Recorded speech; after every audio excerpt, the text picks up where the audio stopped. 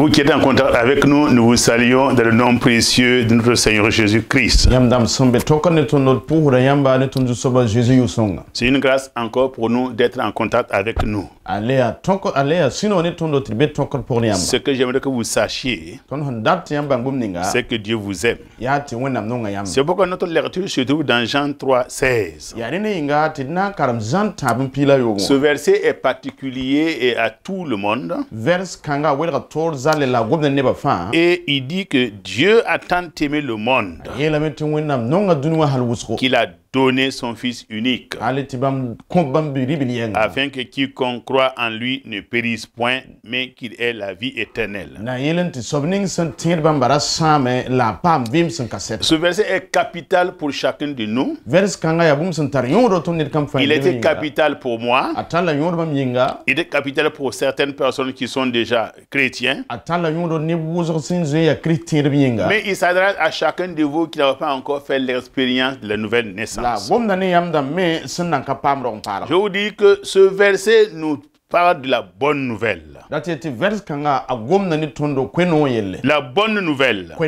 Et vous savez bien que quand on parle de bonne nouvelle, c'est que cette nouvelle réjouit le cœur. Il y a des moments, des gens ont eu la loterie, ou bien ils ont eu une promotion, ou bien ils ont réussi à leur examen, ou ils sont admis à un concours, ou ils ont un bon marché pour les entrepreneurs et les opérateurs.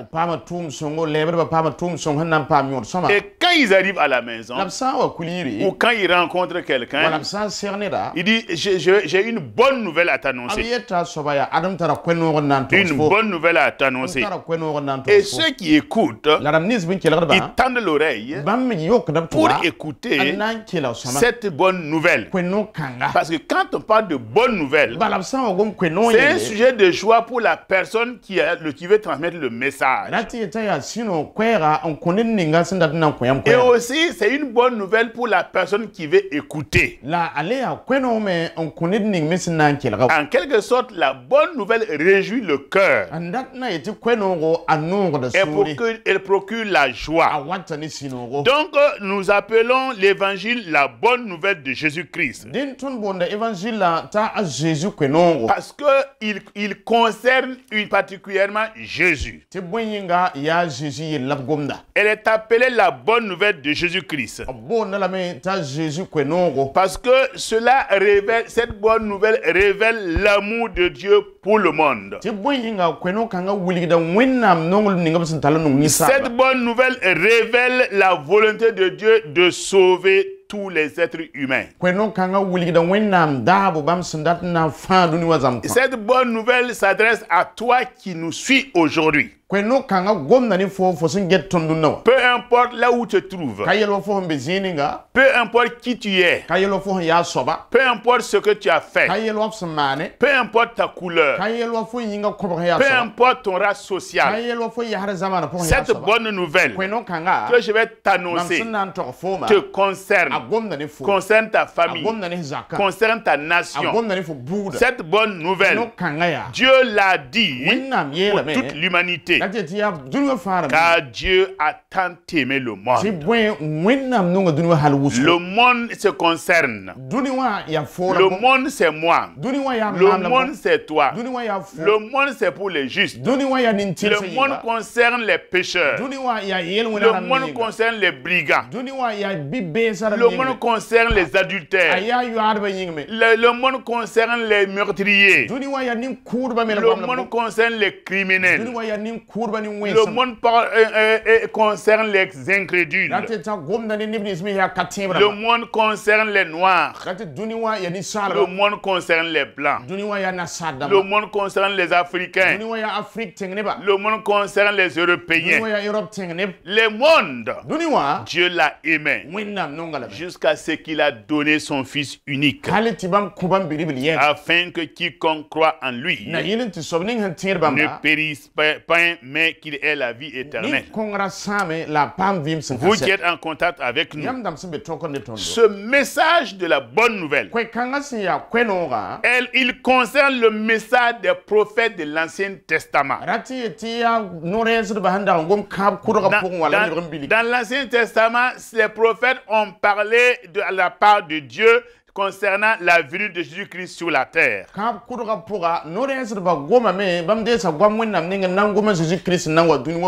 ce message concernait la mission du Fils de Dieu pour le monde.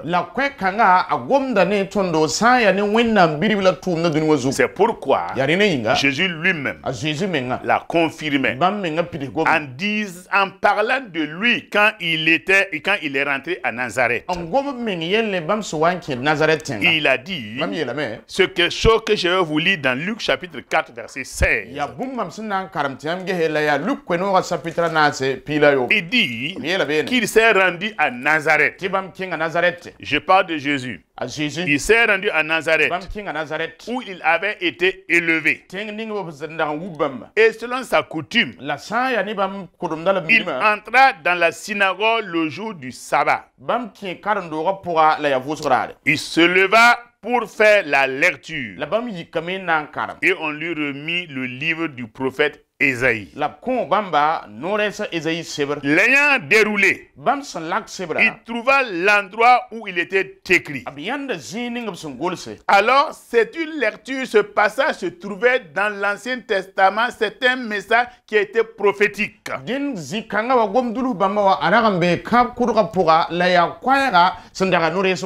ce message concernait le lecteur.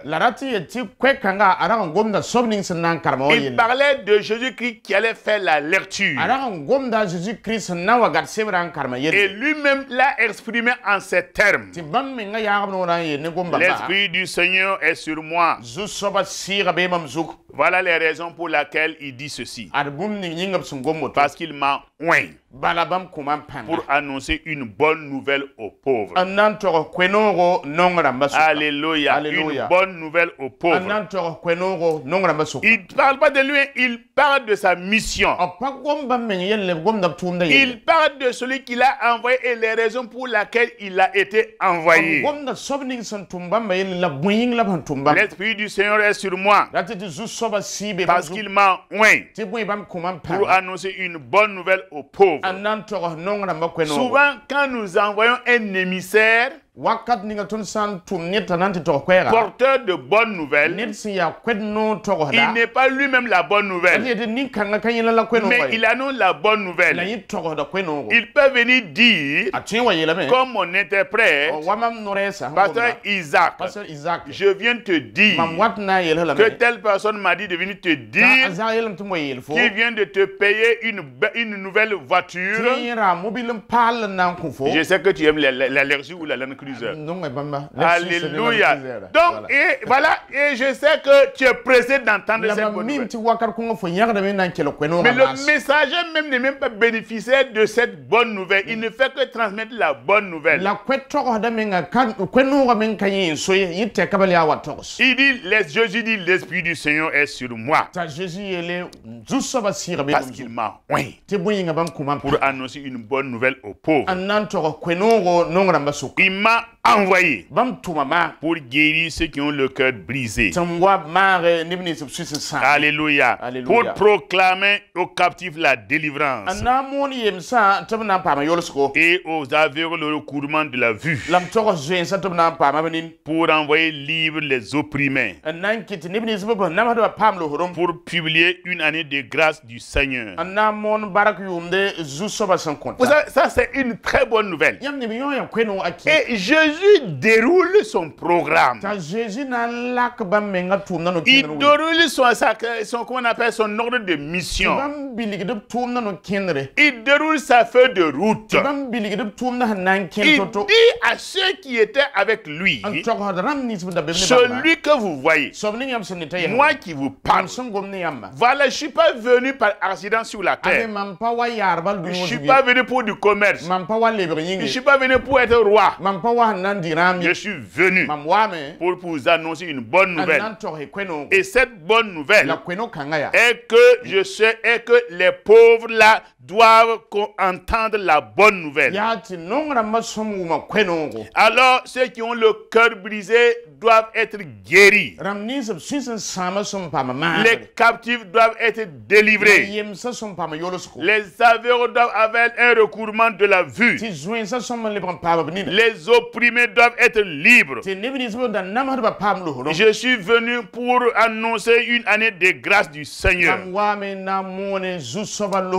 Alléluia. Regardez la mission de Christ. Il n'est pas venu acheter. Il n'est pas venu s'enrichir. Il n'est pas venu pour une maison. Il n'est pas venu pour une villa. Il n'est pas venu pour une voiture. Il n'est pas venu pour être général. Il n'est pas venu pour être prophète. Il n'est pas venu pour être bishop. Il est venu pour sauver le monde. Il est venu pour délivrer le monde du péché. Il est venu pour libérer les captifs. C'est une bonne nouvelle parce qu'elle annonce la justice de Dieu. Elle annonce la justice de Dieu. C'est pourquoi la Bible me dit dans Actes au chapitre 17 verset 30, Actes chapitre 17 verset 30, elle dit Dieu, sans tenir compte des temps d'ignorance, annonce maintenant à tous les hommes, en tout lieu, qu'il est à se repentir. Parce qu'il a fixé un jour où il jugera le monde selon la justice par l'homme qu'il a désigné, ce dont il a donné à tous une œuvre, une preuve certaine en le ressuscitant des morts.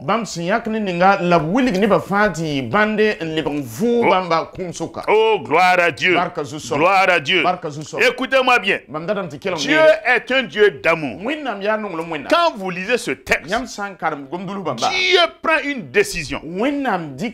Il sait que les hommes, c'est des ignorants, c'est des rebelles, c'est des incrédules, c'est des gens qui ne cherchent pas Dieu. Ils cherchent leur plaisir. Il ne cherche pas à plaire à Dieu. Mais Dieu, à un moment donné, il ne tient pas compte de cela. Il ne tient pas compte de ce que les gens ont fait parce qu'ils ne le connaissaient pas. Il dit Dieu, sans tenir compte des temps d'ignorance. Il quitte le passé et il vient dans le présent. Annonce maintenant. Écoute-moi bien. Annonce maintenant. Annonce maintenant. Proclame maintenant. Fais comprendre maintenant. Fais savoir maintenant à tous les hommes. Tous les hommes. Que tu sois noir, que tu sois blanc, que tu sois riche, que tu sois pauvre, que tu sois africain, que tu sois européen, américain, peu importe, que tu résides dans une ville, que tu sois dans un village, peu importe, il dit tous les hommes, sexes confondus, hommes ou femmes, jeunes ou vieux, il dit à tous les hommes, il annonce maintenant,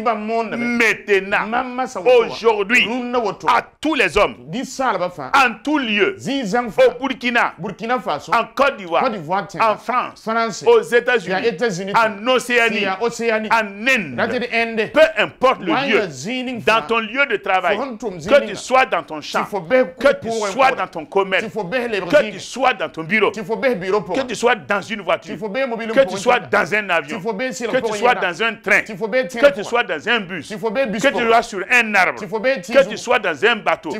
Il dit en tout lieu, qu'ils aient à se repentir. Gloire au Seigneur. Tous les hommes créés par Dieu, qui ne l'ont pas encore rencontré, qui n'ont pas fait une expérience avec Dieu, avec Jésus. Dieu dit, vous avez quelque chose à faire. Vous repentir. Vous repentir. Vous repentir. Vous repentir. Changer de comportement. Changer d'attitude. Il doit faire votre face. Vous tournez vers Dieu pour avoir une nouvelle vie. Vous savez pourquoi? Je vous ai dit que la bonne nouvelle annonce la justice de Dieu. Il dit qu'il annonce maintenant à tous les hommes, en tout lieu, qu'ils aient à se repentir. Pourquoi? Pourquoi? Parce que Dieu a fixé un jour où il jugera le monde selon la justice de Dieu. Et vous savez par qui? Vous savez par qui? Il dit par l'homme qu'il a désigné.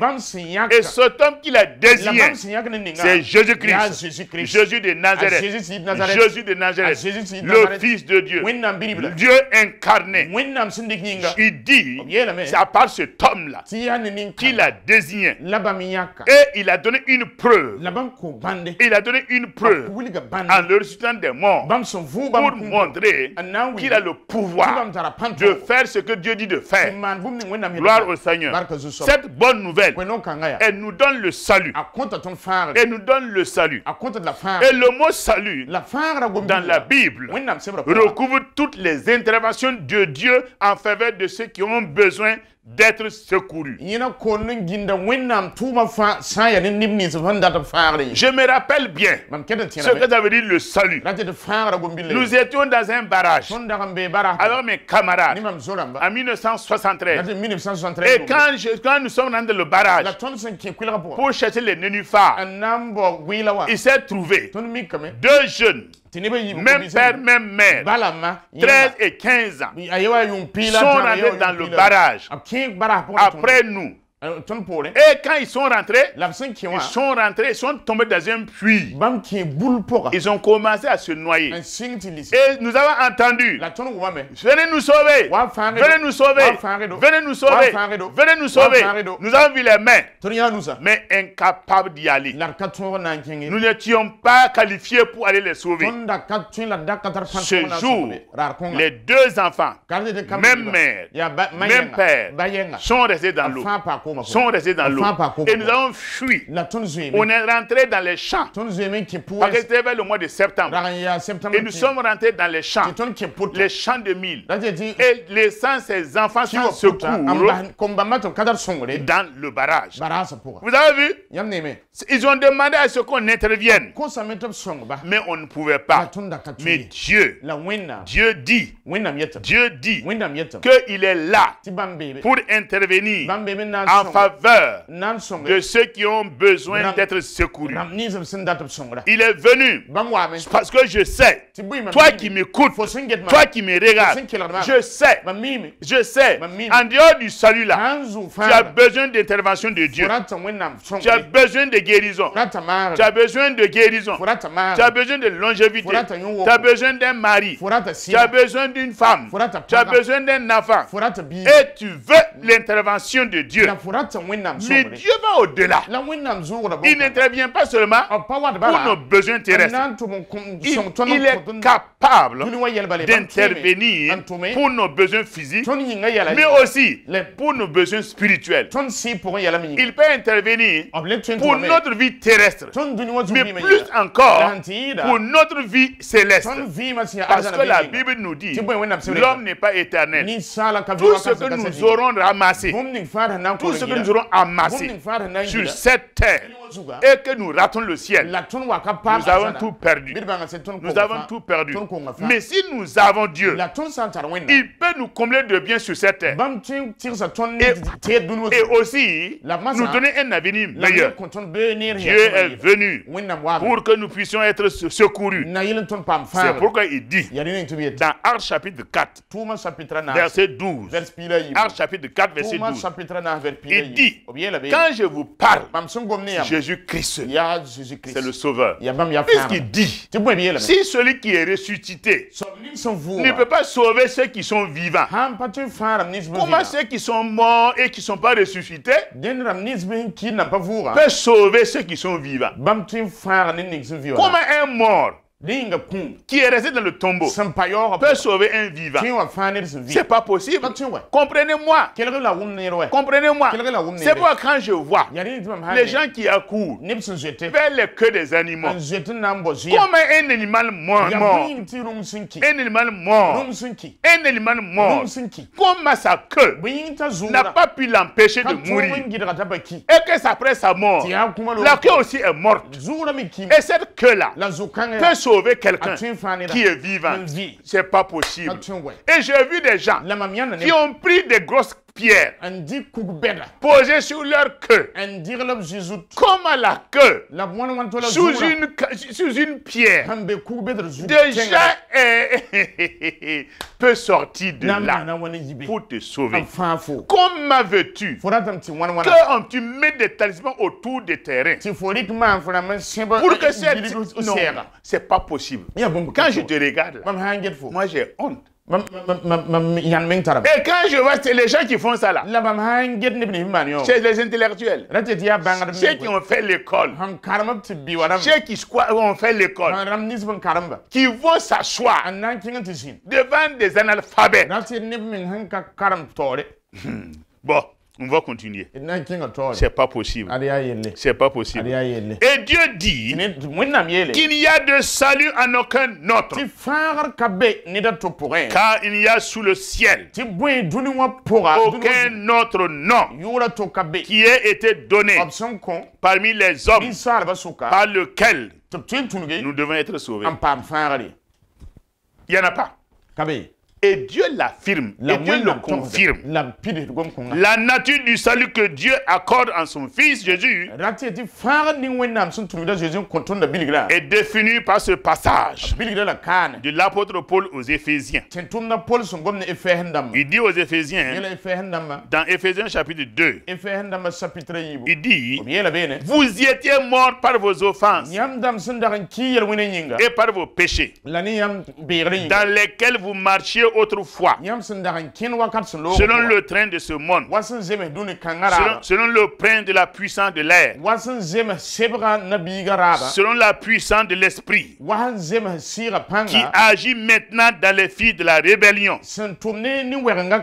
Et il dit, lui-même faisant partie, moi faisant partie, vous êtes chrétiens faisant partie. Il dit, nous tous aussi. Nous tous aussi. Nous étions de leur nombre. Et nous vivions autrefois selon les convoitises de notre chair, accomplissant les volontés de la chair et de nos pensées. Et nous étions par nature des enfants de colère, comme les autres. Alléluia. Mais Dieu, la transition est là. Il y a eu des comportements contre Dieu, des pensées contre Dieu, des convoitises de la chair. Nous nous accomplissons notre propre volonté et non pas la volonté de Dieu. Mais Dieu arrive à un moment, il dit, mais Dieu, qui est riche en miséricorde, à cause du grand amour dont il nous a aimés, nous qui étions morts par nos offenses, nous a rendus à la vie avec Christ. Quelqu'un peut dire Amen. Alléluia. Il nous a ressuscités ensemble. Il nous a fait asseoir ensemble dans le lieu céleste en Jésus-Christ, afin de montrer dans les siècles à venir l'infinie richesse de sa grâce, par sa bonté envers nous en Jésus-Christ. Dieu nous aime. Dieu nous aime. Et il a pourvu à notre salut par la mort de son Fils, par la résurrection de son Fils. La mort dont il est question dans ce texte est celle de l'âme. Si nous mourons, Sache que nous aussi va mourir. Et cette mort est la conséquence du péché. Et elle consiste dans la séparation d'avec Dieu. Nous sommes séparés de ce Dieu qui donne la vie éternelle. C'est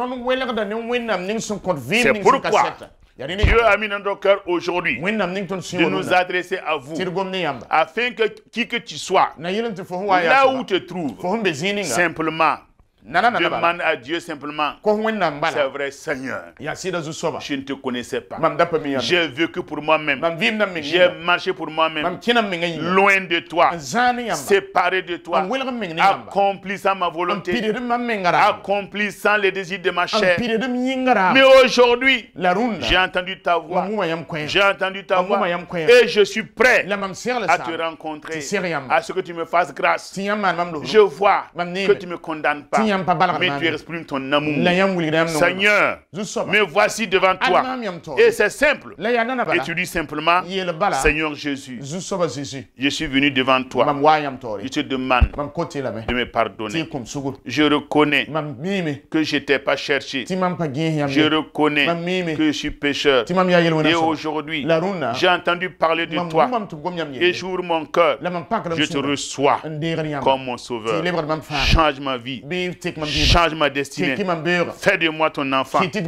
Car la Bible a dit à ceux qui l'ont reçu, à ceux qui croient en son nom, il leur a donné le pouvoir d'être enfants de Dieu, lesquels sont nés non du sang, ni la volonté de la chair, mais de Dieu. Que Dieu vous bénisse. Au nom de Jésus, nous vous aimons.